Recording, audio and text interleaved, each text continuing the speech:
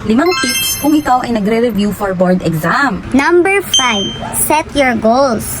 Kung ano yung nilulook forward mo, yun yung isipin mo. Huwag mo muna iisipin na hindi ka makakapag-date sa jowa mo. Mas marami pang travel ang mapupuntahan nyo ng jowa nyo. Ngayon, yung 4 to 5 months mo na pagre-review, i-push mo yung sarili mo kasi huling hataw mo na yan. Isipin mo lang na after ilang years sa college, kukuha mo na yung lisensya mo, ito na yung last step mo. Tip number 4, think positive. Huwag mo isipin na hindi ka makakapasa. Mahirap talaga yan sa pagre-review. Pero huwag kang panghinaan ng loob. Kasi kaya ka nga nagre-review kasi ito nga yung season na kung saan pukpukin ka ng pupukpukin. Pag pinanghinaan ka kasi ng loob, lahat ng information na papasok sa'yo, sasabihin mo mahirap.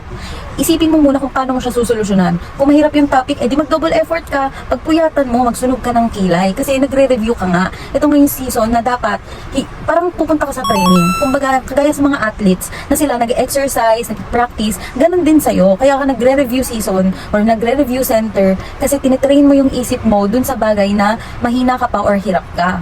Tip number 3, limit your gala.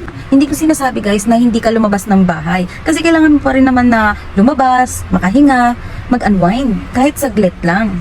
Pero yung unwind na pupunta ka ng Antipolo at parang mamamasyal ka, hindi ganun guys. Mag-no ka muna sa mga gala mo with your friends and relatives. Kasi for sure, maiintindihan ka naman nila na nasa review season ka nga. Kasi itong review season natin guys, sobrang halaga ng bawat oras at bawat araw.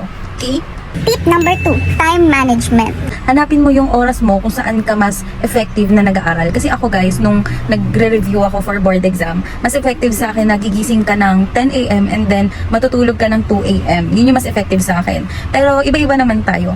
So ayun guys, iset mo yung oras mo wisely. Hindi yung pagtapos mo manood ng pre-recorded lecture o di kaya pag uwi mo ay mag-ML ka na at manunood ng movie ng 2 hours. Hindi ganun guys. Isipin mo mabuti kung ano yung gagawin mo sa araw na yon, kung ano yung mga book reviewers na babasahin mo at kung ilang items. Tip number 1, magdasal.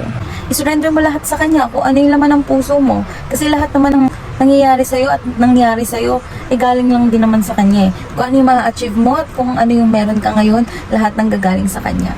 Sa laban na to guys, hindi lang ikaw yung nag-iisa dapat. Kailangan mo siya isama sa laban mo. Kasi kung ikaw lang mag-isa, hindi mo talaga kakayanin. So ayun guys, galingan nyo sa board exam and sa review season, ang pinakamahalaga. Ayun guys, fighting, kayang-kaya niyan.